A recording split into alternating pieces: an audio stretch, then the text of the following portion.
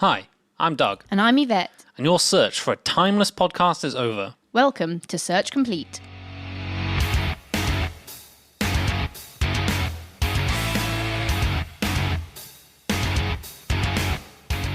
Hello and welcome to Search Complete, a podcast where we see what the internet has been searching for by taking the first part of a question and seeing what Google thinks we want to know. But before typing it in, we'll guess how it auto-completes, and you can play along at home. We can have a good laugh at society's expense, then we'll realise we actually want to know the answers. Our search phrase today is, when is the right time? ... I think this one was actually suggested by our friend James. You think it was suggested? Yeah. Well, he suggested a couple, but I didn't make a note of which ones he'd actually suggested. Okay. So thanks if you did suggest it, James. And if you suggested a different one, oh well. Good one. Take the credit. Enjoy a free shout out, I guess. Must also realise we must sound much better now. Very silky smooth. Which we shout out to your dad for that. For lending us a second microphone. Yeah. So we're not sharing the same one. But anyway, what have you thought? Well, what do you think will come up for when is the right time? I didn't really have a lot of guesses for this one, to be honest. But I think there'll be like, when is the right time, like in my life for a certain event. I think that's what most of these are going to be. Not like a specific time. It's just going to be like time in life. Yeah. So like, for instance, when is the right time to propose? Yeah. Because you don't want to propose too early, because I feel like you can't say no to a proposal and then like still stay in that relationship. It definitely would put a strain on the relationship, for sure. To be honest, I feel like if you're Googling this, maybe now is not the right time to propose. I don't know. I mean, I feel like sometimes you know, people are just not very good at reading the signals, right? So maybe they're like 99% sure and they just want to be 1% sure. So you go to your friend Google or Bing. Or maybe all of your friends were like, nah, it's too soon. And they're like, I'll prove them wrong. Is 3 weeks long enough? Yeah. To that same effect, I've got, when is the right time to get married? Yeah, in your life. Basically the same thing. I feel like that's kind of changed quite a bit in like recent years as well. People tend to be getting married later. Yeah. So maybe people are like, I don't know, in their 20s and they're with a partner and they're like, oh, maybe is it too soon or something? Shall I Google it? Yeah, probably imagine you've got the same ones here as well, but a whole bunch of other life events, like when is the right time to move in together, to have a baby, to buy a house. Yeah. Is that all have you got any other sort of life event ones? So I've got to try for a baby as well, because I feel like... I think that is distinctly different. Also, they might be talking about like what time of the month. Yeah, that's true. Yeah, because it definitely, I think your fertility is much higher. At certain times. At certain times of your Double-bladed. cycle. Yeah. Also, when is the right time to have sex? I guess. Or like to lose my virginity. Yeah. I feel like that can be quite a high pressure moment. So For sure. you wouldn't want to do that willy-nilly, if you'll excuse the expression. God. Moving swiftly on, I've got when is the right time for dinner? The reason I think this might come up is that I feel there's a lot of contradicting information out there in terms of like, oh, eating before bed is bad for you. But then also if you eat too early, then you're kind of hungry by the time you go to sleep. Okay, so like what time of day for your evening meal? Yeah, what were you thinking I meant? I was thinking that you were doing the like dinner versus tea debate. Like when is the right time for dinner? Supper. Is dinner at lunchtime or in the evening? Yeah, no, I hadn't thought of that one. I don't think that's what you would search though. If you were looking up that debate, you'd be like dinner versus supper versus tea. Is tea dinner or is lunch dinner? I think the final one that I think is quite like it's come up is when it's the right time to plant a vegetable. Yeah, like potatoes. Yeah. And also like bulbs as well. I feel like if you've got tulips or daffodils or something, you have to plant them in the winter, is it? And then they come up in the spring? You are asking the wrong person. I feel like everyone in my family would be able to answer that question apart from me. You got any other ones? Maybe like when is the right time to break up with my boyfriend or girlfriend? In your head, what do you think? Are you thinking like the right like moment? Well, I feel like, you know, some people are in a relationship they're unhappy with, but they're like, oh, I can't do it now because it's just about to be their birthday. Oh no, we're about to go on holiday. Oh no, it's Christmas now. And they end up like dragging it out. Yeah. So they're like, what's the perfect time? Like, I don't know. Or maybe like, when's the right time to just to give up on that relationship? Like, I feel like sometimes people are in a relationship and they're like, oh, well, you know, they've got this whole self-improvement hype and maybe things will improve, but then it's like, actually, when's the right time to just call it off? Yep. All right, let's search this bad boy. See what we get. So don't forget to subscribe to the show on whatever platform you listen, and you can also follow us on social media at scpodcast_UK, and that's on both Twitter and Instagram. And you can also send us your search results if you get anything different. Yeah, that's the most interesting thing for me, for sure. All right, let's do this. When is the right time? When is the right time to have a baby? Boom. When is the right time to get pregnant? Boom. When is the right time to propose? Boom. When is the right time to prune roses? Half point. When is the right time to get married, to Boom. get engaged, Boom. take a pregnancy test? Nah, we don't get that one. Actually, you did say try for a baby, didn't you? Yeah. I mean, there's a lot of kind of baby adjacent ones. Yeah. When is the right time to say I love you? I think that's definitely... Yeah, we missed out on that one. Definitely like on the lines of proposal. Like, you do not want to do that too early. You don't want to fire first and then be like, thanks. I love spending time with you. Oof. When is the right time to have sex? Yeah. Oh, and when is the right time to buy a house? You know what? This might be an episode first, but I think we pretty much got a clean sweep here. We did pretty well, I think. A lot of them are kind of along the same lines, but it's definitely the life event theme we were thinking of. Yeah, definitely on the right lines. Any of these stand out to you as particularly weird? None of them I'd say were weird. Prune roses, I feel, stands out just because it is very different to the rest of them. It's very specific as well. I think it would be interesting to see what the internet's thoughts are on stuff like when is the right time to say I love you, because I feel like that's very specific to individual situations. Yep. Yeah, so we will research some of these and get back to you.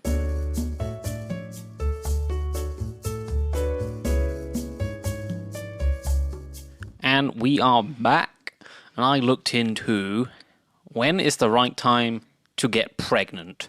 Okay. Very important topic for me. I've been trying to get pregnant for years. So what have you learned? It's just not the right time for you? No, I need a uterus. Yeah. Does help. Yeah. Anyway, so this is an interesting stat to kick things off. Out of 100 couples, 80 to 90, couples who are looking to get pregnant, about 80 to 90 of them, so 80 to 90% will get pregnant within the year. Okay. That's quite a high fertility rate then. Yeah. I mean, that is what we're designed to do. Yep. Reproduce. I looked at a lot of different resources, and they all actually were...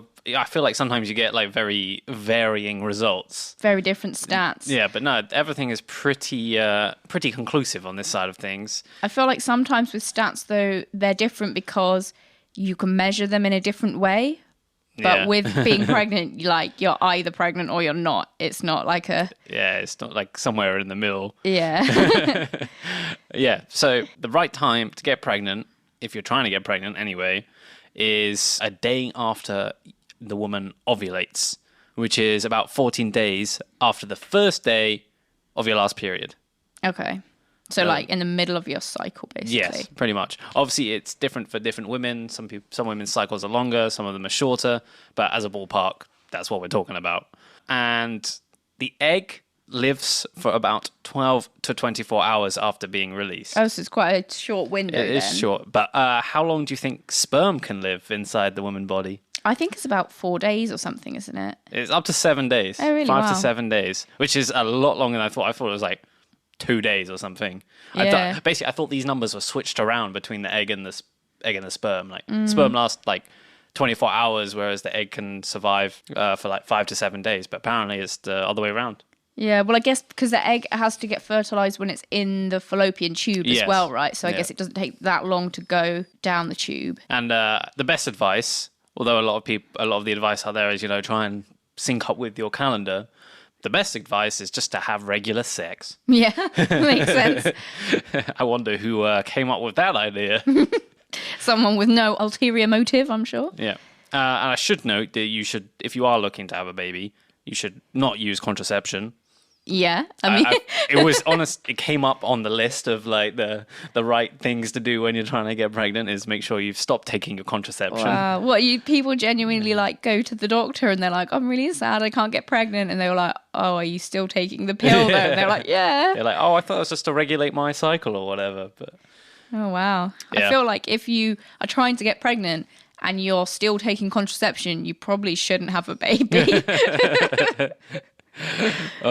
Anyway, there are a bunch of methods for basically tracking the best time to get pregnant. Yeah, there's a lot of apps and stuff out there, isn't Yeah, there? so one of the things, there's lots of apps available out there, but you can also get ovulation predictor tests. So Like a pregnancy they're like test. pregnancy tests, but they measure luteinizing hormone, or LH, which spikes just before ovulation. Okay, cool. Which that then means it's kind of like the right time to try and have a Yeah. baby. I mean, even like, I feel like the apps that just track your cycle are quite helpful, like even if you're Yeah. not trying to get pregnant. So it's probably, like if you are trying to get pregnant, it's probably especially useful to like at least have an idea of when you're ovulating. Yeah. Another way is to measure your basal or your baseline body temperature. Yeah. So progesterone raises your body temperature and increases just after you've ovulated. Okay. I feel like that might be a little bit late. You kind of need to get in there straight away because Yeah. you want to get in just But if before it's- you ovulate, really. If it's, I suppose if the sperm survive a long time. Yeah. It's okay, but you kind of, I feel like you're missing half your window if you but use I that mean, method. I guess if you track it over a few months as well, you'll know, Yeah, you'll have more information for the next month. And one of the final things to find the best time to get pregnant is cervical mucus. Oh yeah, the egg white consistency or whatever it is. Yeah, Is I that... didn't realize this. It becomes a lot more mucus-like when you're ovulating. Okay. Yeah, the egg white consistency. And I also wanted to touch on one of the other questions that came up was, when is the right time to take a pregnancy test? So pregnancy tests work by detecting levels of HCG, and basically it's in your urine, which is only present once the fertilized egg has attached to the uterus. Once it's implanted. Yes. Yeah. And the best time to take a pregnancy test is if you've missed your period. Yeah. Well, they only work like after like you're at least 2 weeks or 3 weeks pregnant, right? Yeah, 3 weeks is what they say. And to get the best accuracy of a pregnancy test is to do it the day after you expected a period. Okay. Basically, the day after you missed your first day. I feel like that's usually less than 3 weeks from the middle of your cycle, though, isn't it? Yeah, to be safe, this is the Okay. because the accuracy significantly drops if you take it before the day you missed your period. Okay. You're much more likely to get a false negative if you take it too early. If you take it too early and be like, oh, I'm not pregnant. But for best results, you basically need to take it after the time you expected to get your period.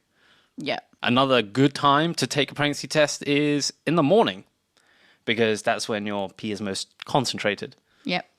And finally, honestly, I think this is kind of like so obvious, is like, if you feel pregnant, If you've never been pregnant before, though, how are you going to know what that feels like? morning sickness, breast tenderness, cramps, and fatigue. I always feel like that anyway. Or just this feeling different. I didn't actually see anyone talk about this, but I imagine it is the sort of thing you're like, your body tells you, and if you listen to the signals, you might sort of like, I feel like you might know. I feel like a lot of these, though, like I often feel sick in the morning, and with the breast tenderness, cramps, fatigue, all of that I get with my period anyway. Yeah, So I feel like hard. if you really were like really hoping to be pregnant, you could kind of convince yourself that all of those things were because you were pregnant, and then you do your test or your period comes and then you're not pregnant, and then you're really disappointed every month. That's true. So I'd say probably be careful with the feeling pregnant unless you You're really trying feel very different from how you usually feel. The first thing that I looked up is, when is the right time to buy a house? So Doug and I actually bought a flat about 1.5 years ago, and I was interested to find out whether we'd messed up. One of the things that came up is, when is the right time of year to buy a house? Because the housing market actually changes with the seasons, with fluctuations in pricing and how many properties are available. Yeah. So when do you think is the cheapest time of year to buy a house? I think probably just the beginning of the year. The reason being that people are kind of run out of money after Christmas. Yeah. People are looking to probably make money, or they need more money at that point in time, so they're going to put their house up for sale or lower the price. Yeah. So in the whole winter in general, house prices tend to be less expensive. Yeah, so in the winter and especially in December, because most of the homes that are on the market are from people that have to sell rather than they just want to sell their home. Yeah. So sellers may be more willing to negotiate on the asking price. And then also like in the season, it's just like it's bad weather, it's cold, like it's got holiday season, you know, Christmas. And then it's like quite early in the school year, like in sort of November, December. Yeah. And it's just like the upheaval of moving a house is probably especially inconvenient in the winter. But Rainy. Yeah, it's like less, move all your stuff, you know, like. and also places look nicer in like sunshine, don't they? Yeah, you know, that's you true, can go out and see yeah. the garden. All the rooms look bright and airy, whereas in the winter everything's dark It and makes such a big difference. probably it's does. crazy. And yeah, so just, you know, it's obviously not ideal to have to move or sell your house in the winter. So it might just be a case of like, I don't know, you've been relocated for your job, or you know, you have to sell in that Yeah. season. So you might get a better price. But then on the flip side of that, the main spring and summer selling season, which is sort of April, May, June, there's a lot more properties on the market. So properties have to be priced competitively. Yeah, that's true. And also like you've got more chance of finding your dream home. So you can maybe afford to be a bit more picky about which one you go for. Yeah. So I think each season has its perks, and it just sort of depends what you're looking for as well. What's available. So Yeah. basically avoid autumn. Yeah, so another point for when's a good time to buy a house is when you've just got married. Okay. I mean, it makes sense, but Yeah, so you've got the combined 2 incomes, and hopefully you're in quite a stable relationship if you've got married. yeah, I would imagine so. So I think at the moment, like young people especially are like under quite a lot of social pressure to move in together, because like property prices and even rents are so expensive. It's difficult to afford it on your own. But buying a place has a lot more like legal implications than just renting. Yeah, a lot more. So I think it's really important to make sure you're actually at that right stage. Like even if you're not married, but you do want to buy a house, you have to make sure you're at the right stage in your relationship where you're not likely to break up, because it's quite hard to get out of a contract on a house Yeah, if and you've bought it. there's a lot of extra fees as well if you want to change like the names and all Change that the sort of mortgage stuff. and It's stuff, not. yeah. It's not just like the emotional turmoil that is inevitably going to come from that. Yeah. There are added fees as well. So how long do you reckon people should be together before buying a house? I'm not sure whether length makes a difference, but like in terms of how long they've been together, I think it should be how long you've already lived together, like in a flat or something. Yeah. I think it is important to live together before you buy a commit house. to buying a house Yeah, together. Seriously, like I think we obviously didn't live together to begin with, and then we moved in, and everything still worked. Yeah. But I can imagine like if we did then move in, buy a flat or whatever, and then just get on each other's nerves, and you find out that they're really messy, or they spend 1 hour in the shower or something. That is a bit straight off the top diving board, isn't it, to buy a place before you've ever even tried living together. I don't think I answered your question. I would say probably 3 years. Yeah. I was thinking like 5.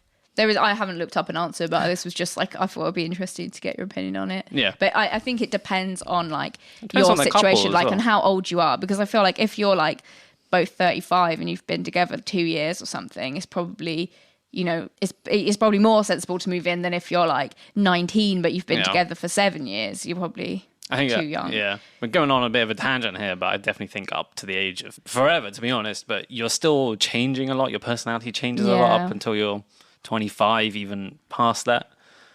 Yeah, so back on the buy a house when you get Back married. to houses, yeah. Yeah, as an added bonus, you can always get furniture and house stuff for your wedding gifts. Yes, So that's quite handy. yes. Very good. And I think I know some people who have like, instead of getting their family to pay for their wedding, they get them to give them money for our house deposit. With the idea of getting And then they pay for their own wedding so that they can have their, they don't feel like they owe anything in their wedding to their family, but they still, the family still feel like they've contributed to their life together. So following on from that, another good time to buy a house is when your financial situation is optimal. Yes. So that could be when you've just received like a large inheritance, because buying a property isn't just getting a place to live, it's also an investment. So if you come into a large amount of money, it might be worth considering buying a house before all that money gets spent or, squirreled away into a different investment that's hard to get it back out again. And you do need, generally, when you're buying a house, you need the large deposit size as well. Exactly, and you're not often going to have just like that huge cash injection. Yeah, and it's quite hard to save up a significant amount of money in general.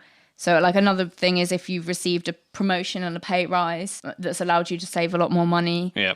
And also you're much more likely to be approved for a mortgage if you have like no outstanding loans and a good credit rating. So you might want to bear that in mind. Pay off all your previous debts before looking to buy a house. Yeah, for sure.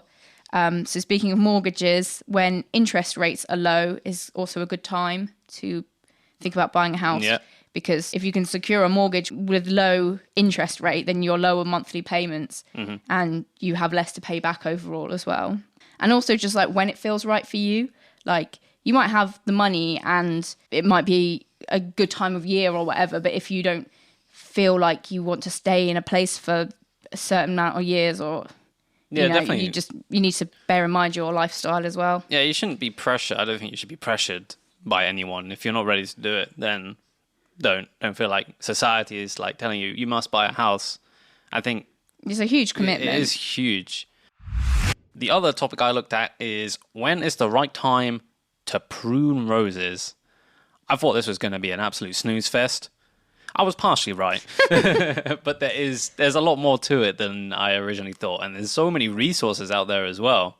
I guess like gardening is one of those hobbies that people get quite passionate about, and if you've got these expensive fancy plants or whatever, you don't want to prune them and then they die. And then your garden looks terrible and your neighbors are judging you. Yeah. I mean, it's an investment as well. Like, it's a yearly cycle of things. So you don't want to get it wrong. Yeah, true. So here is the answer. Well, actually, before giving you the answer, I had to look at what actually pruning meant. I knew it meant like cutting, but like it feels like a special type of cutting. Is it like a sort of aesthetic trimming back? So yes. To get it in nice shape. So it is trim by cutting away dead or overgrown branches or stems, especially to encourage growth. So it's actually more around the health of the plant than look. But then there is also the side benefit that it looks better. So a good analogy that I thought of is if you were a plant, I'd cut your head off in the hope that newer, younger, and prettier one would appear. Rude.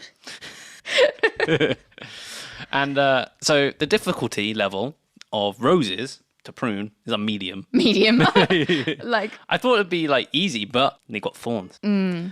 So that bumps it up from an easy to a medium. Fair enough. So when do you think is the right time? Time of year. Like give me a season. Well, I know nothing about plants, I'm just going to say beforehand.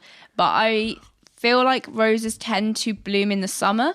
And for me, I feel like I wouldn't want to cut the flowers off. So maybe I would cut it back in like the autumn when the flowers are just over.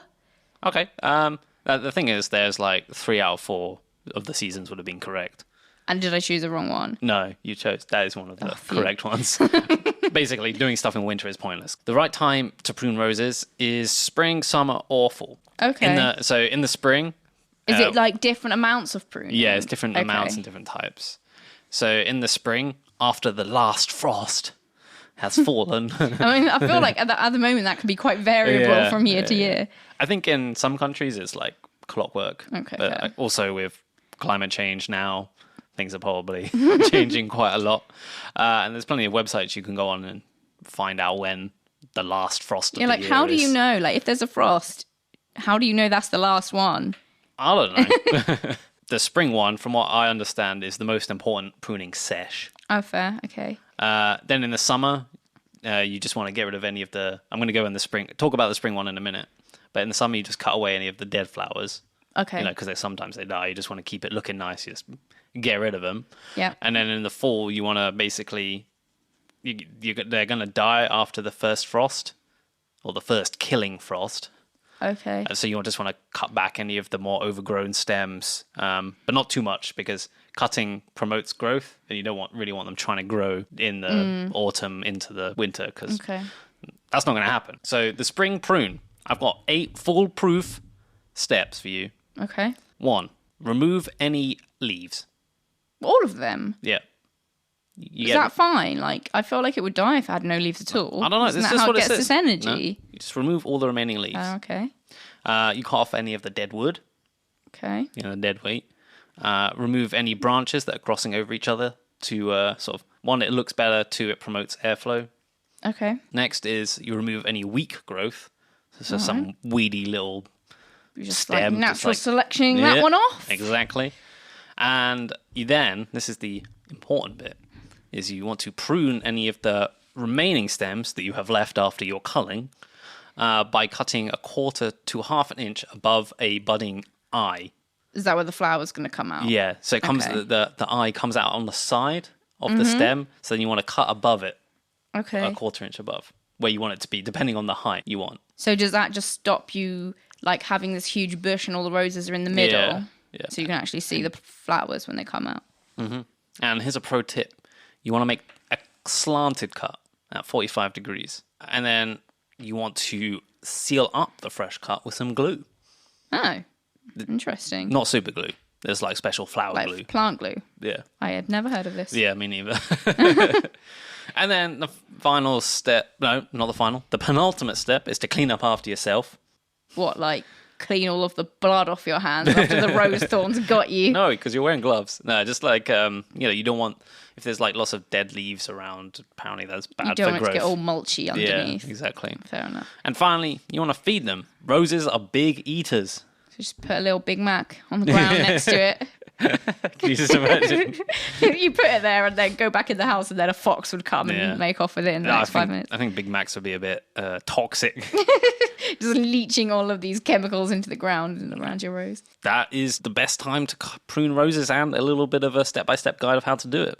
Interesting. I hope this was entertaining. It kind of reminds me of like getting fit for your summer holiday. Like most of it all happens in the spring where you're like, oh crap, Wow. got to go to the beach now. Oh no. And then you're doing all the exercise and then it's actually summer and your exercise is dead.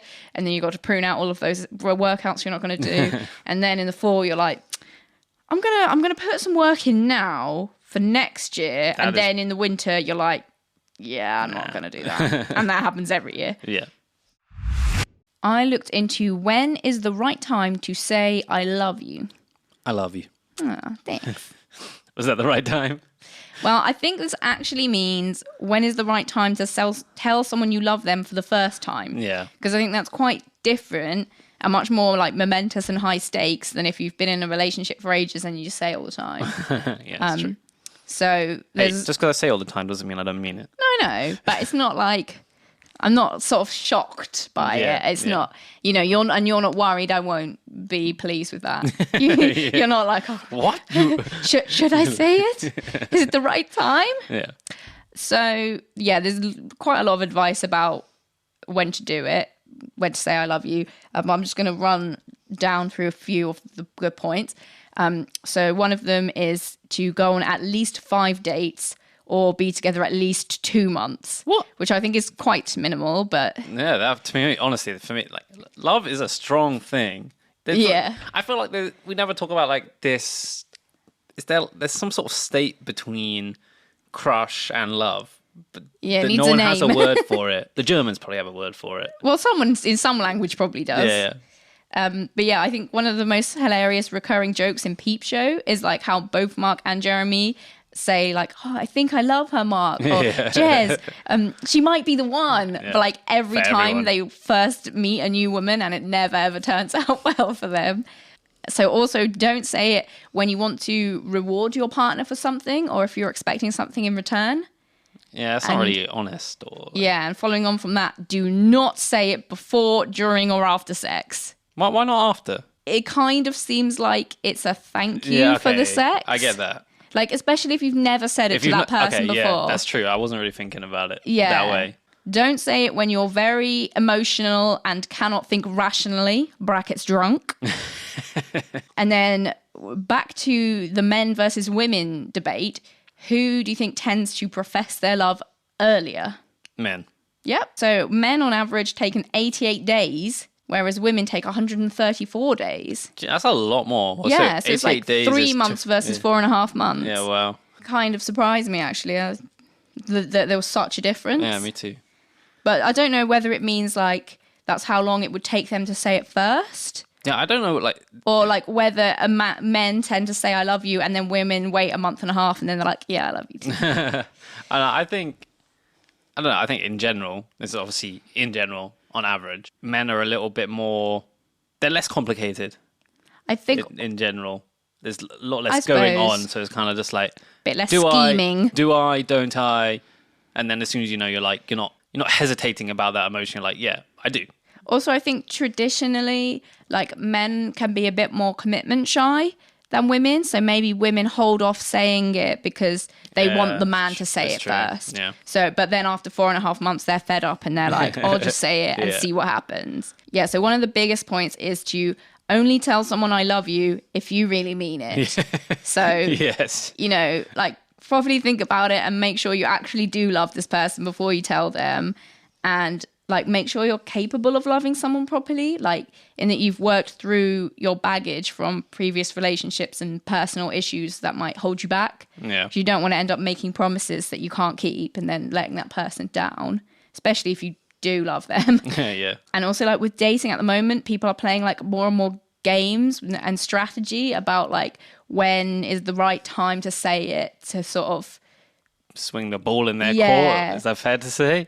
And then that can bring like a lot of inauthenticity into dating. So like the I love you moment will be much more like special and authentic if you're like honest. Yes. And only say it if you mean it even applies if they say I love you first. So like what's the correct way to respond if someone tells you they love you but you're not sure if you feel the same? That's really hard, to be honest, because you might still care for them. Yeah. And you like feel like you have the ability to later on. Yeah. So that's such a hard one. Yeah, so the top tip was do not say thanks. Yeah. Which you may notice what I said to you at the top of the show. You weren't offended. But yeah, so like when you take the first shot to tell someone that you love them, it can be really crushing not to hear it back. And I think thanks just doesn't acknowledge that. And so it becomes such a rude response because someone's made themselves so vulnerable to you.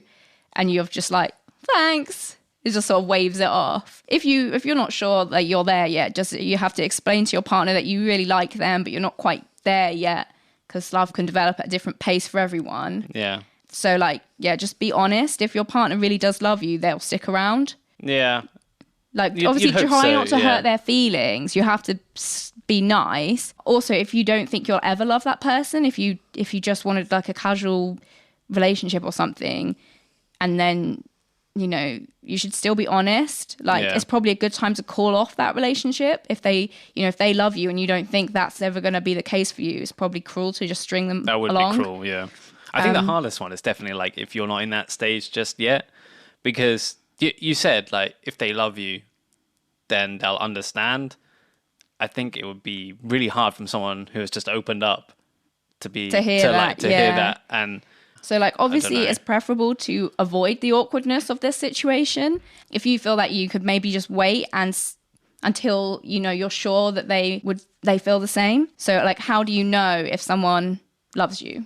That I don't know. I guess it's just a feeling, right? Love is a feeling. I don't think you could really, because everyone is different as well. I don't think you could be like they did this thing, then they did this thing. They're showing this sign. I don't think that could be used as a way to like confirm whether they love you or not. No, but I think there were definitely signs. Yeah, there's signs. Deeds can speak louder than words. So you have to sort of pay attention to your partner and see what sort of signals they're giving you. So like if the other person tends to be like non-committal, they probably don't love you. Like if it's like, oh, should we meet up? And you're like, oh, I don't know, I'll check my calendar. Like, Yeah. But if they're really devoted, and that's quite a good sign. And another good sign is that your relationship is still like happy and intact after you've been through some rough patches or stressful times together. That is a big one, I think. Yeah. So like it could be like your first fight, or even just like traveling abroad together can be quite high pressure. Yeah. So, and it can like help you really get to know someone better and like reveal how you really feel about each other. Yeah, I think dealing with conflict is a big one. Yeah. If you can like work around each other, make compromise, it's a good sign. Yeah. And another thing is that you always like both figure out ways to make time for each other, even if you're busy. Yeah. Like if someone tends to sack you off if they've got a lot on, that's not really a sign that they love you and that they're constantly thinking about you. And also like you can see what their response is when you say other positive things about them. Like I don't think you tend to jump straight in with I love you as being the first nice thing you ever say to someone. Yeah, you say I love spending time with you. Yeah, or like, you know, I feel like that's a bit of a tease, isn't it? Because it yeah. seems like you're going to say that you love them. But, you know, there are other things you can say, like, I don't know, you're amazing, or we're such a good fit. And, Yeah. you know, if they don't respond well to that, in that they don't wholeheartedly agree or, you know, say other nice stuff about you, Yeah. if they're just like, oh, okay, you know, then that's probably a sign that it's not the right time to say I love you. Yeah. I think that was some really solid advice or just Yeah, it was general... actually quite good. I feel like the articles that came up for this were a lot better than the ones about like, shall I text him back from the Yes, previous I remember, episode. yeah. But I think this probably is a bit more of a serious thing. Yeah. Like it is kind of a commitment in a way to tell someone that you love them. Yeah. I think it's targeting a very different group of... Different audience. Yeah, different audience, yeah. I think the topics that we covered in this week's episode of Search Complete were quite, like, especially the one, like... the ones you did, the ones yeah. that I researched, especially when's the right time to say I love you, are quite sort of personal and quite subjective topics compared to, you know, stuff like biological reasons for, where it's a bit more factual. Yeah. And I find these ones quite interesting to research and see sort of points of view and consider them in line with my own points of view. But I'd be interested to know what the listeners think and whether you prefer the more factual episodes or the more opinion piece type. Yeah. Please let us know what you would like to see in the future. You can either email us, searchcompletepodcast@gmail.com, or send us a tweet or a message on Twitter or Instagram. Our handles for that are scpodcast_UK.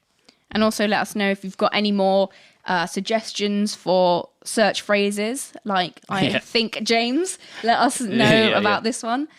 So yeah, thanks for listening, everyone. Please remember to share this podcast if you did like it with your friends and family. It helps us grow so much. I'm Doug. And I'm Yvette. Thanks for listening.